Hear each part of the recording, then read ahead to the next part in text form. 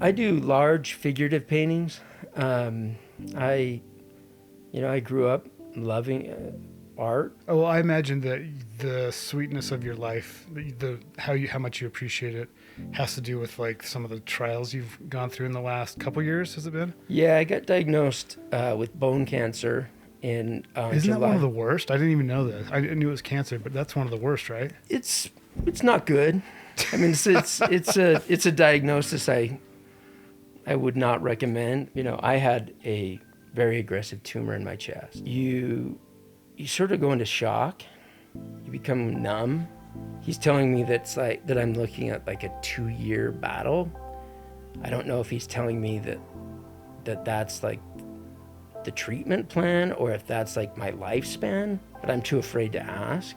My wife's bawling. You go from thinking, this is what this year looks like. It's all just a big question mark. And he said, you're not going to paint for the next year. What cancer does to your perspective is it opens your eyes to everything is beautiful. Me complaining or saying why me or this is unfair, this was not in my life plan, why is this happening, is a wasted energy.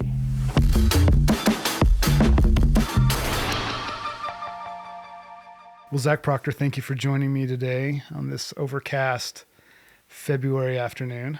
Yeah. Do you like this type of weather? Well, I mean, it's a good day to go in the studio and get to work. That's exactly what this day is for. Yeah. Yeah. Those are good creative days. Yeah. Yeah. And speaking of creative, you are an artist. Yeah. Tell a me- painter. A painter. Okay. Yeah.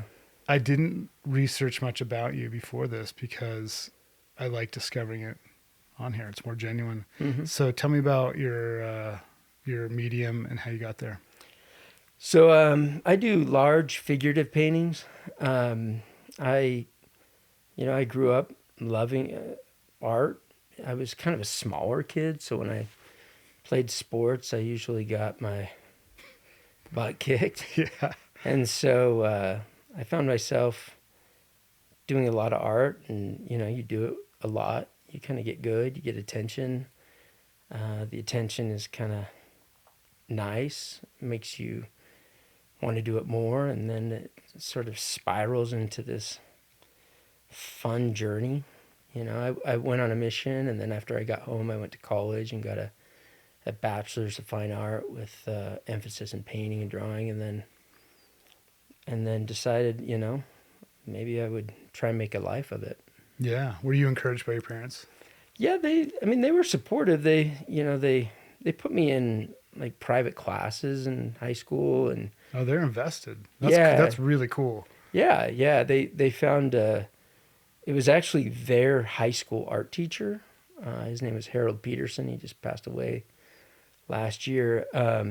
He has an art school in Sugar House, so I would go down there in high school, and I think they were a little, concerned about the career aspect of it. Mm-hmm. Just because, you grow up, you just don't come across a lot of people that make a living making paintings. Yeah. So I think that, when I was looking for what career, I think they were trying to find something that would have some consistency or some sort of security. Yeah. And selling paintings didn't. How do you feel about parents like being really worried about their child's path? You're a dad, right? Yeah. How many kids do you have? Yeah, I have 2 kids. Walter's 6 and Violet's 3. Okay, so they're a little younger. Mm-hmm. We were out to dinner with friends last night, and some of our friends were worried about their teenage daughter who wants to be an artist, and they're like, "Well, she's not very organized, and just not like stoked on that path totally, or just not totally comfortable with it." How do you feel about someone who wants to go into the creative fields? Are you? I mean, it's like you get that all the time where, people. I mean, I was writing an email this morning to somebody who was telling me about their son who, he's on a mission. He wants to go to art school when he gets home, and asking my opinion on, what would be a good art school to go to. And it's sort of like it's like them asking you about the roller coaster you're riding, you know, and how high are the highs and how low are the lows and how crazy it is and how fast it goes. I think that, you know, I'm fairly supportive of people trying it, but like we all have to, you know, do the math and sort of figure out what's in front of them. I mean, starting out in any creative field is a very, very hard and arduous journey. You know, it's rough getting your start in any creative field. So, it's, you know, you don't really want to deter anyone from pursuing. You don't want to deter the next genius. It's Yeah. This guy in my like congregation growing up, he's pretty successful in music, and I wanted, you know, I made it very clear I wanted to do the same or something similar, and he's just like, he wasn't very encouraging at all. Oh yeah. And I'm like, I'm gonna do it anyway. Yeah. And now we're friends, and we work together sometimes. But I can see why he wasn't being a jerk, but like knowing how hard it is to be in a solely creative career. Yeah. That's why it's so difficult at times, and it's hard to explain that. And so to knowingly like say, yeah, it's a great idea to go into this. Yeah. You like your heart goes out to that person in their future. Yeah. But on the flip side, there's nothing so magical and wonderful than when it like starts working. Oh yeah. And people appreciate your specific talent. Yeah. And they want to pay for that. So, man, it's just, you're right. It's like a roller coaster, very high highs and really low lows. Yeah. Yeah. I do say to people that it's going to take a long time. Mm-hmm. It's a lot of work. It requires a lot of patience, and you know there's a lot of solitude, and that's pretty heavy, and you know the attention or the acclaim or the, you know, the success doesn't come for a long time. It's true. And so you have to be willing to take that on. But once you get through the learning process of it, which is probably, I mean, years, then it's pretty beautiful life. Mm. Like I feel like all my dreams have come true. You know, I'm living the exact life that my, you know, 20-year-old self was dreaming about, you know. That is so cool. I've had those moments where it's hard for us to like think, oh, it's ever enough. Like I've made it, but sometimes I sit back and be like, oh my gosh, Yeah. I just did something for a client that this would have been my whole life if I'd been just so stoked if that was the one thing. Yeah. As a teenager, just realizing that happened. Yeah. Yeah. By no means is my life perfect, but just making a career, and, you know, I'm married to an amazing woman. That's a big deal. We live in a great neighborhood. We have 2 kids. I mean, if I could just take like a 5-minute video of my day-to-day life, my younger self would be pretty excited that's, you know, that's the grind that I found myself in, you know. Yeah. Oh, well, I imagine that the sweetness of your life, how much you appreciate it, has to do with like some of the trials you've gone through in the last couple years. Has it been? Yeah, I got diagnosed with bone cancer in Isn't July. that one of the worst? I didn't even know that. I knew it was cancer, but that's one of the worst, right? It's not good.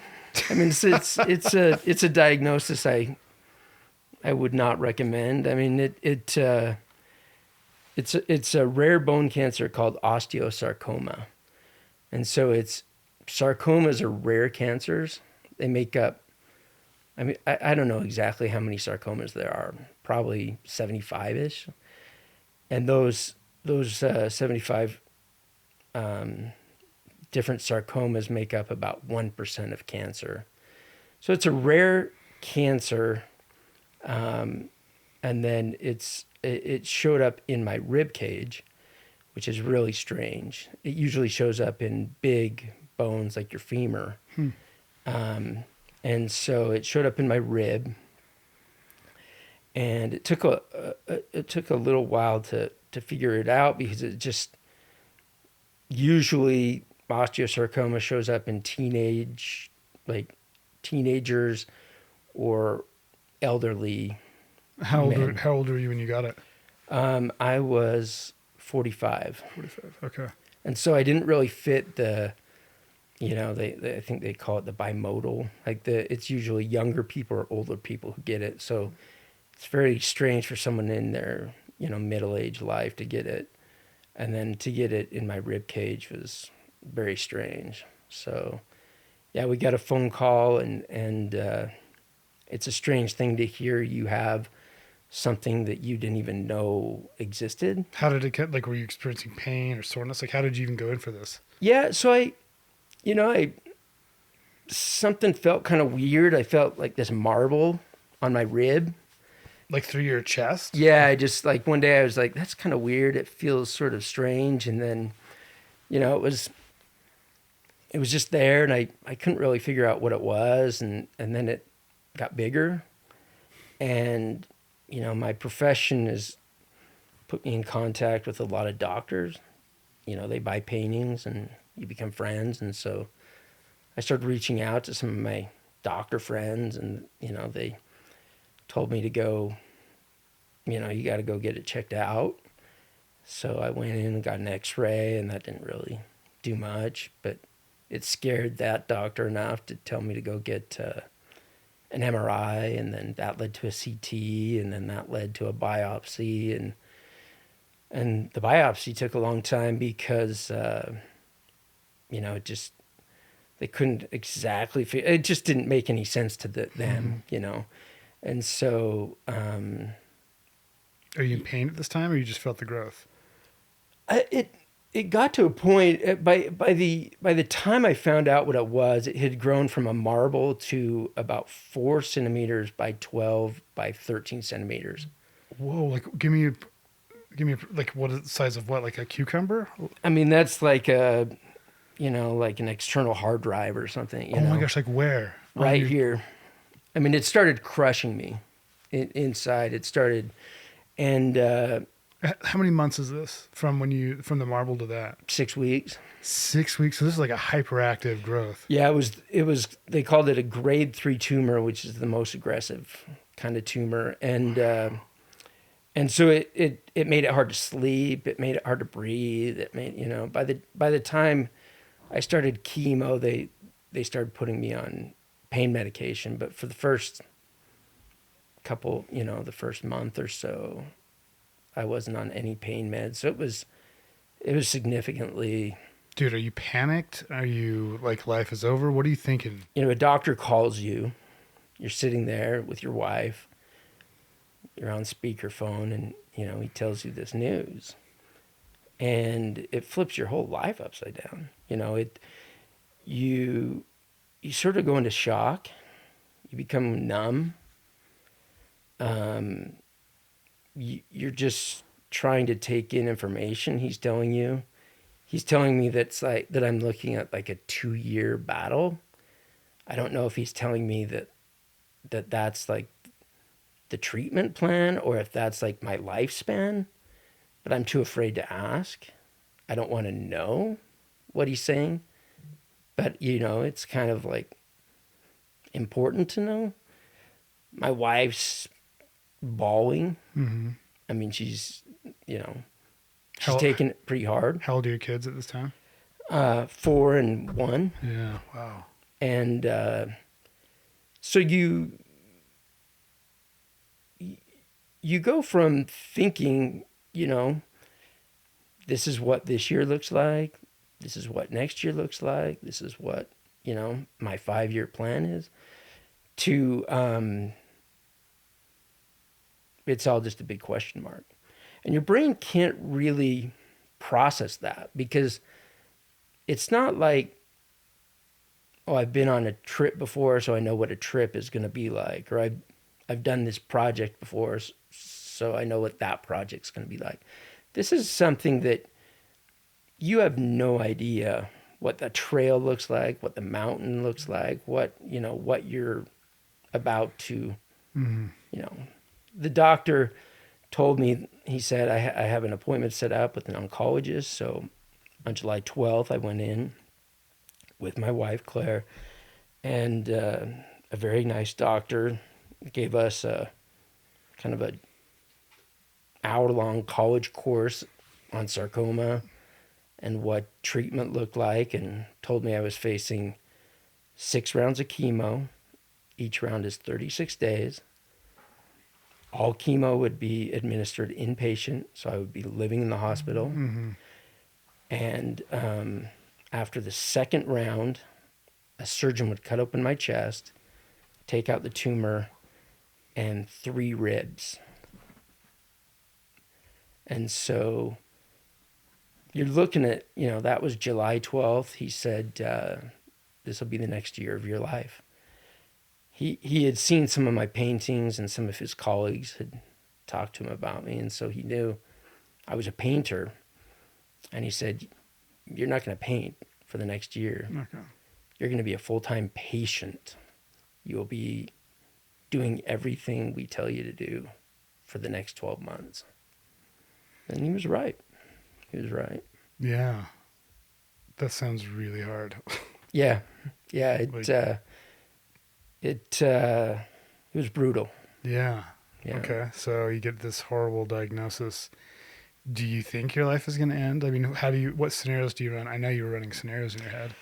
Yeah. I mean, you get like a CT scan, and it's like a foreign language, So one of my best friends is a pathologist, so I'm having him translate it. All my doctor friends, I'm friends with a neurosurgeon, an internist. I've got all these really close friends, so I'm trying to gauge what their reaction is, and it wasn't good. And so when you're looking on your buddy's face, who knows Mm-hmm. and has studied what you have inside you, and the body language is pretty scary, you don't really know how to react. You're sort of like a little nervous. My wife was reading, medical journals, trying to figure out what the information was in there. And you want to Google it, but they would never come out and say, you've got a 74% chance of living Mm-hmm. due to this or that, or, it's so rare. It's like there's no data for them to base it on. So, Dude, like 700, maybe 800, somewhere in there, people a year in America get this cancer. That's like nothing out of 335 million. Yeah. So it's pretty, it's like a cancer that there's not a ton of research on. Yeah. So I imagine your priorities maybe changed, what you focused on. Yeah. I mean, you go from, this is going to be a great year financially. Here's I'm working on this project. I'm meeting with this client. I'm doing this, I'm going to have this show at this gallery, to, how am I going to get through this day? How am I going to survive the day? The chemo is brutal. I mean, it is. Like, how do you describe that? I mean, it's you're living in the hospital. So, like, you're actually living there for like a week at a time or a couple days, or? Yeah, I would do this drug called methotrexate, and they would put it in me. They get like this hazmat suit on, and they put this drug in you. On them? Yeah, they put like these big gloves on, and then they put these other big gloves on, and they got this big suit on. It's over their face. I mean, it's not like a hazmat suit, but it's pretty close. It looks scary, and the stuff looks like Mountain Dew, and it's hanging up above you. And is it radioactive? Why are they so scared of it? It is not good stuff. Because it's meant to go in and just tear up your body. Yeah. Tear up the cancer. Yeah. So I would do that drug like on a Monday morning, and then I couldn't leave the hospital until it was flushed out of my body. And so, because it's dangerous to other people too, or what? Well, it's more that it's if you go home and it's like in your body, you could end up in the ER. Okay. And so they want you there. So sometimes it would take 7 days to clear. Sometimes it would take 10 days to clear. Mm. And you don't get to leave until you're at 0.10%. Is this a blood test? Yeah, you do 2 blood tests a day and 4 urine tests a day. Wow. And so, and they put a port in you, and that's where the cancer or the chemo goes. And they can't test your blood out of the port because that's where the chemo went. So they're poking your arm like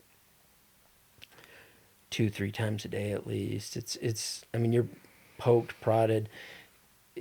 Cancer's pretty raw experience. I mean, there's nothing you're not exposed physically, emotionally, mentally. You're just an open book. What does your body feel like with this chemo inside of it? So I would try and, like you're living in the hospital, so I would take cards to write thank you notes or a sketchbook to draw. The second there's like a 4-hour process before they put it in you. They have to hydrate you and make sure all your levels are good. And so there's all these tests and things that happen before. So you go to the hospital at like noon, but they don't drop the chemo into you until maybe like 5 or 6. And so you're just kind of being productive and laying in a hospital bed, like doing your thing. And the second that stuff hits you, you're out. Like you can't do anything. I mean, you can't,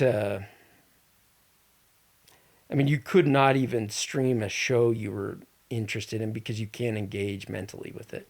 So you just lie there. Do you just go into suffering? It's just pain? It's I don't know if it's, your whole body is just like confused. You're just, it's you've got all these, because you've got the chemo coming into you, and then you might have some other hydration, or other liquids, or, you look up and there's just pouches of fluids above you, and so you just lie there. You literally just lie there. You can't, picking up a book is challenging. On a good day, I would read. But most of the time, you just kind of curled up in a ball in a hospital bed and just, wait for someone to come visit you. How were you spiritually at this time? At that moment? Yeah. In your life at this time, did this dramatically change how you approach spirituality, or how'd you feel towards God? So in that moment, you go through your life and you're like, just kind of living, and you are completely unaware of how many things you take for granted. You take relationships for granted. You take your job for granted. You take your future for granted. You take your faith for granted. And then you find yourself in a cancer hospital, and all you've got is your thoughts. And so you start assessing so many things, and you start reevaluating what really matters in your life. And it's a very challenging experience. Where did you land on what was important to you?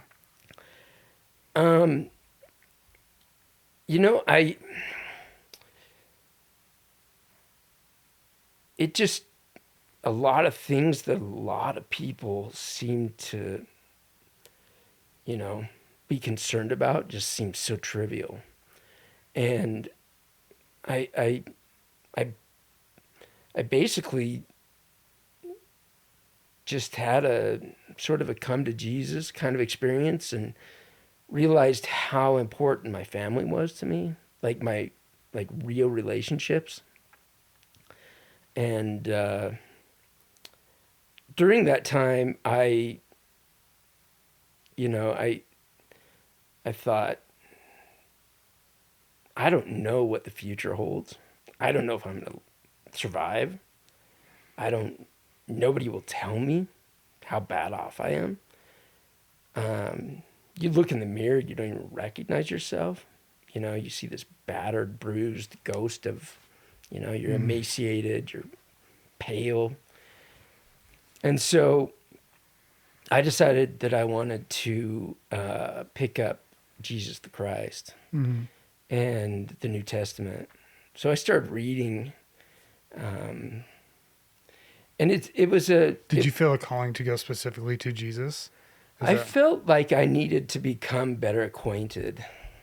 Like I had taken my church life for granted, sort of on autopilot, where you show up on Sundays, and you feel good, and if you didn't make it that week, your week wasn't quite as good. So you recognize the need for it, but you're not as engaged as you should be, And so I thought, I'm going to try and become better acquainted. And the thing that was really interesting through that was you go 45 years of your life as a member of a faith and a believer in God and Jesus.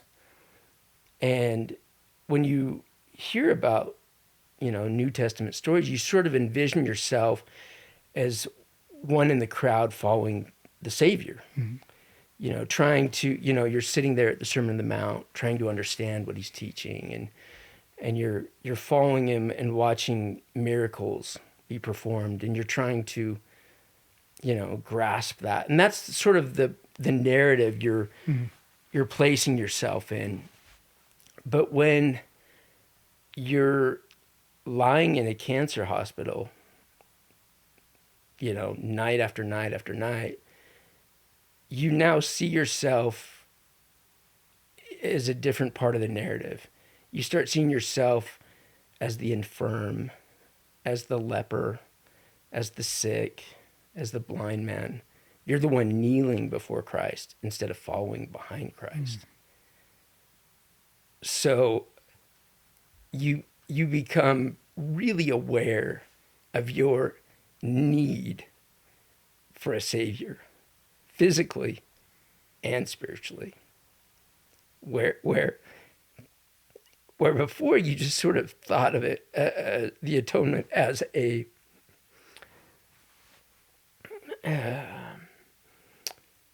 relationship in which you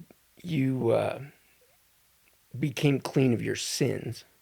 Now I'm seeing it as a relationship, not only that, but that I really need Christ's healing, and I need miracles in my life to survive, So that I love that just touches my heart so much, that made it such a deeper thing, that you are now the focus of Christ's healing, of him like singling out the person that needs that. Yeah. Wow, that's, I mean, you never want a tragedy to happen, but I mean, how priceless is that new way of looking at Christ to you now? Yeah, cancer does,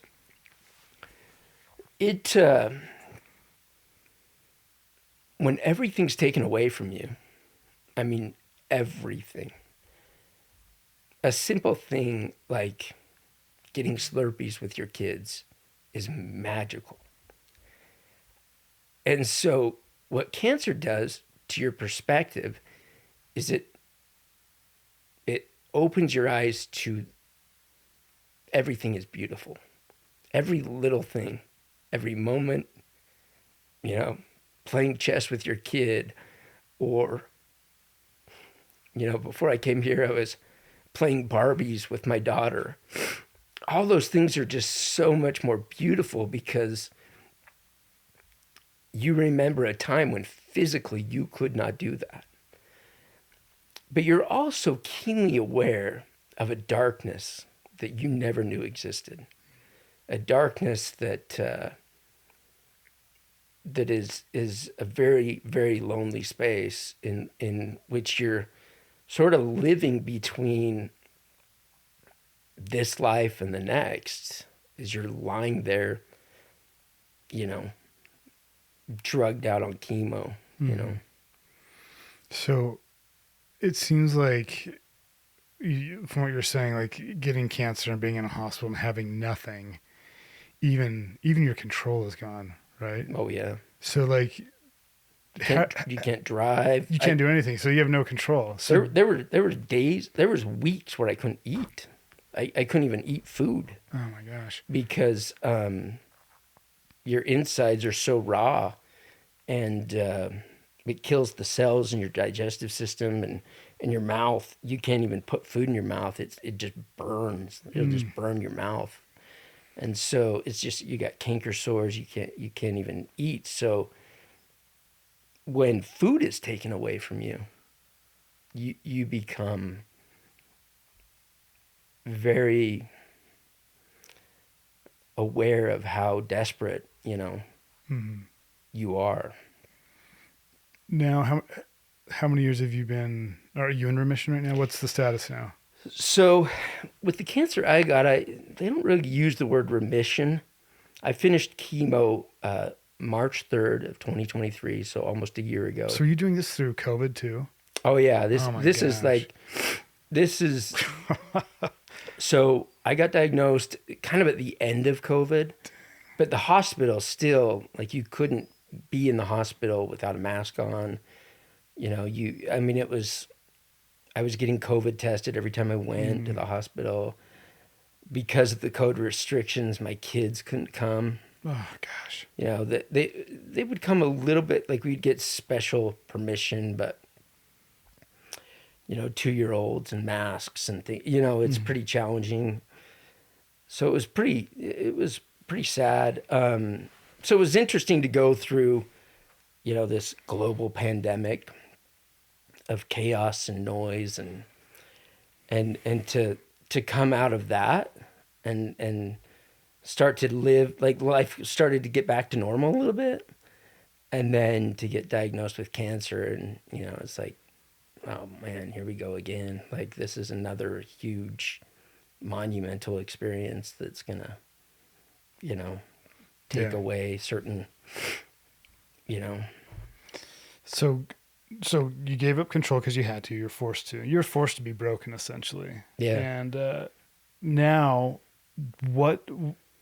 how do you view control of you know what I'm saying? Like it's a comfort thing. We like to be in control of our finances, our future, our relationships, our kids, and all this stuff. How do you view that now? Like, what is your priority day to day in the moment? Like, I'm just wondering. I would love to know the shift from then till now, how you view people and situations, and how you control things, or don't control things. So, like, the difference in priorities, I guess. Yeah, priorities, and like, I mean, control's an illusion, is what I'm getting to.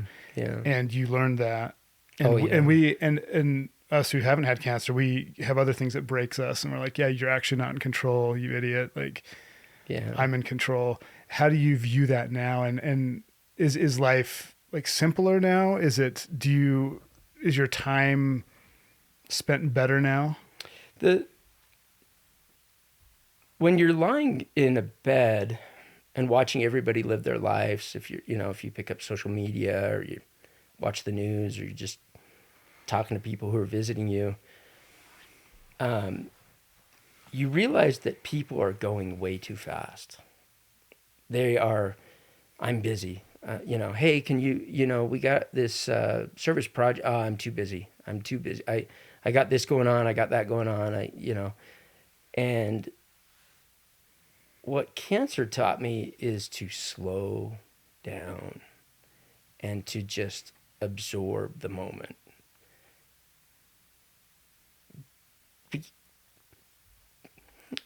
Mostly because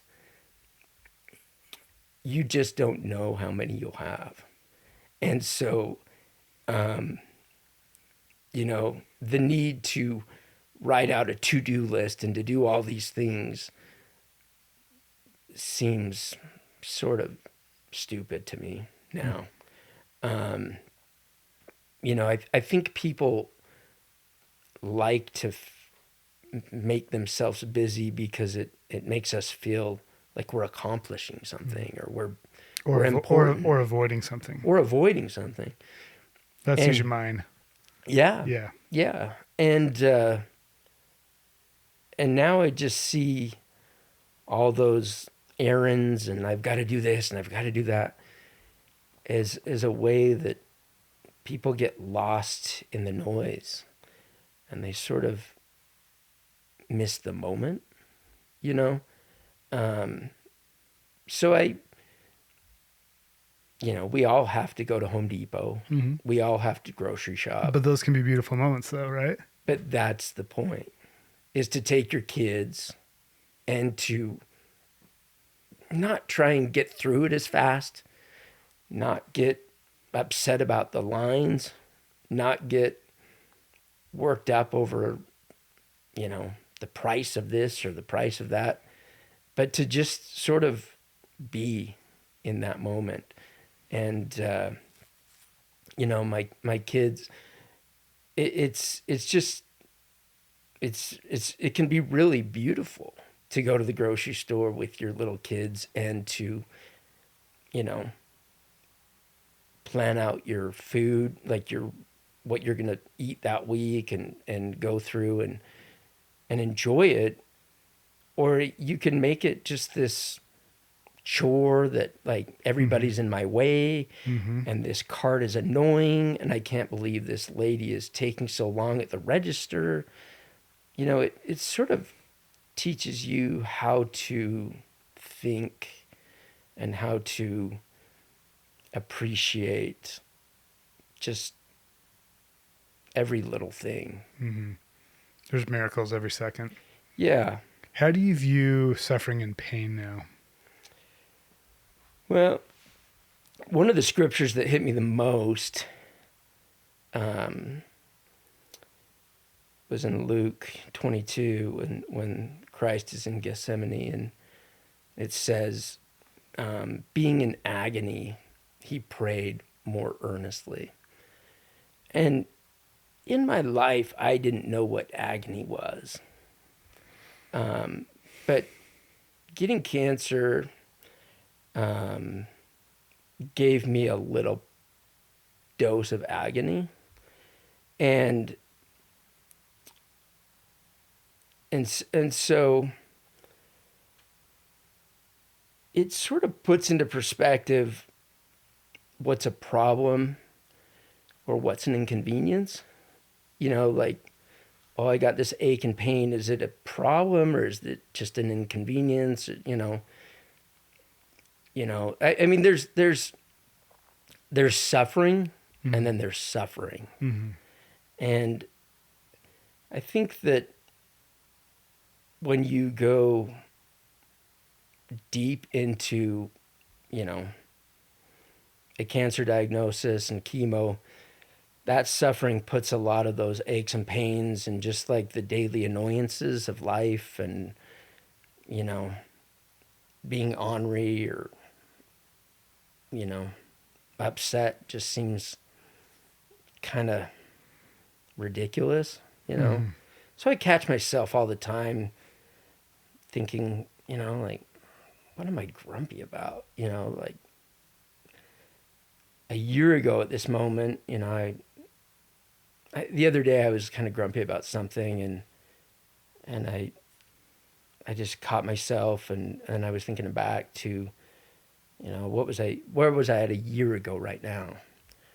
And I was in the hospital, and this was a crazy day, but I had, like, my nose would not stop bleeding. And so I had one nosebleed that lasted 4.5 hours.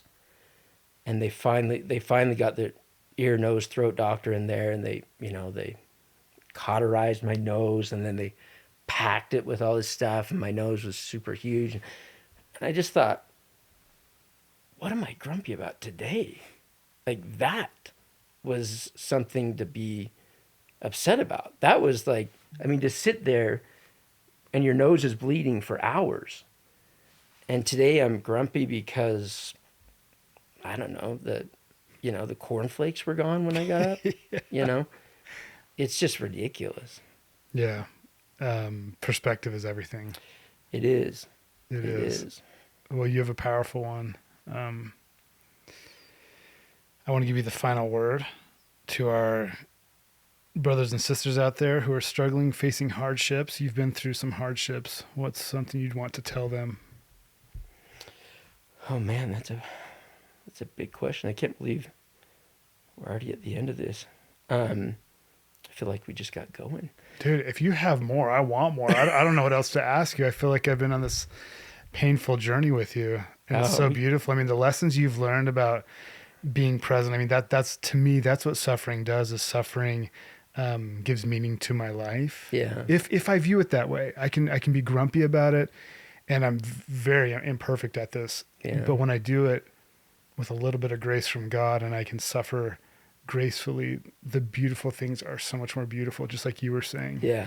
I mean, that's like Christ wasn't running around stressed out, right? Yeah. He went around and just gave grace and just blessed and encouraged. And what I'm going to take away from this conversation is to really get close to Christ is putting myself in the role continually as the one needing the healing, not the one observing. I mean, that is such a cool lesson. Yeah. I love that. Yeah. And so, yeah, I mean, we are getting started. I mean, if you've got more, I want it. But I mean, I need to like go write in my journal and think about this one. Yeah. But what would you want to say? Keep going. What would you want to say because this is the thing. The world is tough right now. There's a lot of people being broken. I talk to men all the time. Yeah.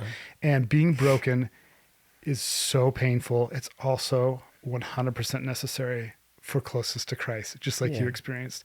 And we're either broken by cancer or something that comes upon us, not necessarily by what we're doing. You can say God did it or whatever, or God will break us if we're, like Saul turning to Paul, he will break us because he wants us. He's redeemed us. He wants us with us. And so there's a lot of men and women being broken right now.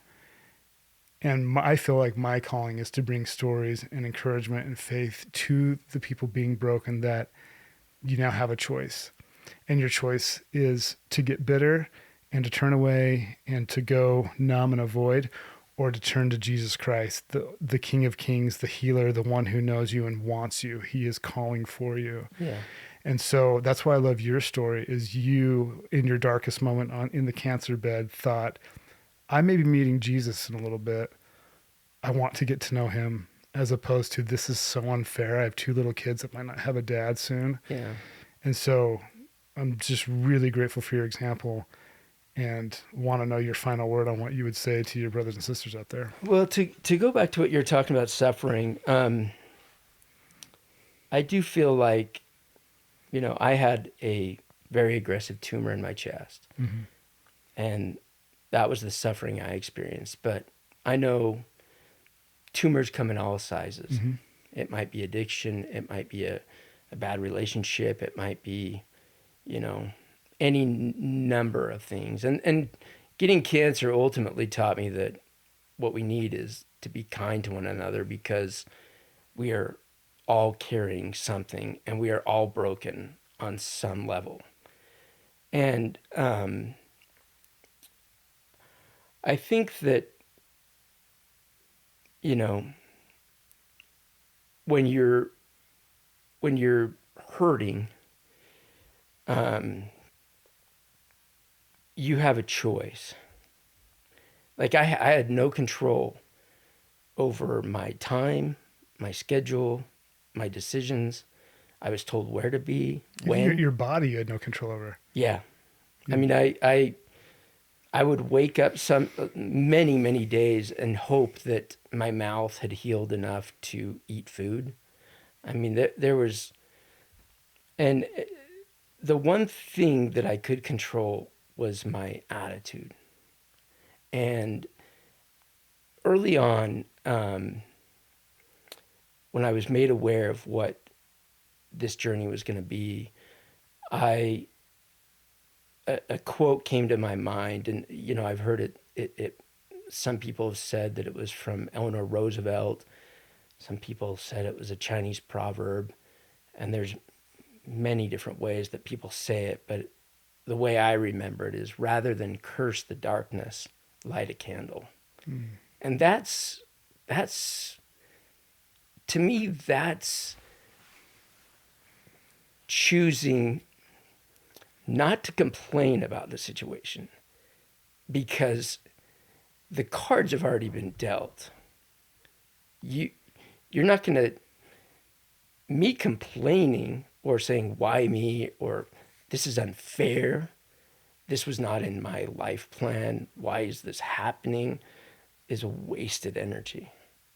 Complaining about whatever it is that is breaking us is not going to help. The only thing that you can do is any small thing that brings light to the situation. And it might be as simple as lighting a candle, or it might be as big as, making a change in your life that will bring that light back in. But I think that the other thing to remember is that, I shared that scripture in Luke 22.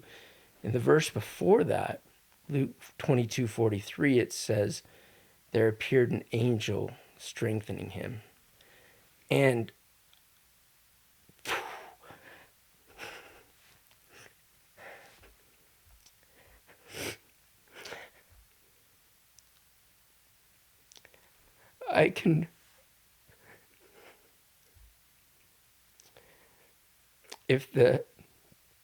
there's something so beautiful about that even, the Savior in that moment,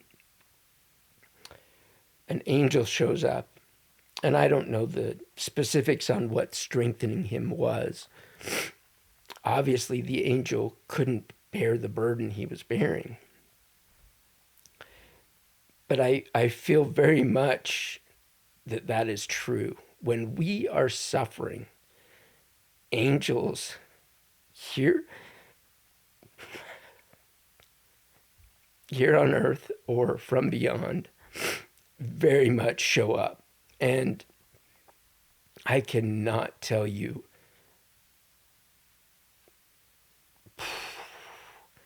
how touching it was to see so many people show up for my family. It was as overwhelming and hard as cancer was.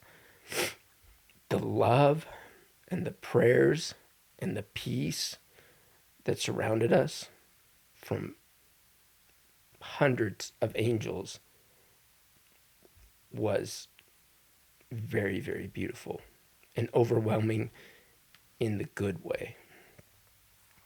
That's incredible. I firmly believe in angels from both this side and the other side, in that we can see them if we want to. Yeah. And it's a huge blessing. Zach, you're a stud. Your story is inspiring. You've made me want to get closer to the Savior. So thank you so much, man. Thank you. Thank you for inviting me. You're very welcome. If you like this episode, make sure you subscribe. And if you're looking for more ways to include God throughout your day, check out some of my recent music I created in partnership with Skylight. Link in the description.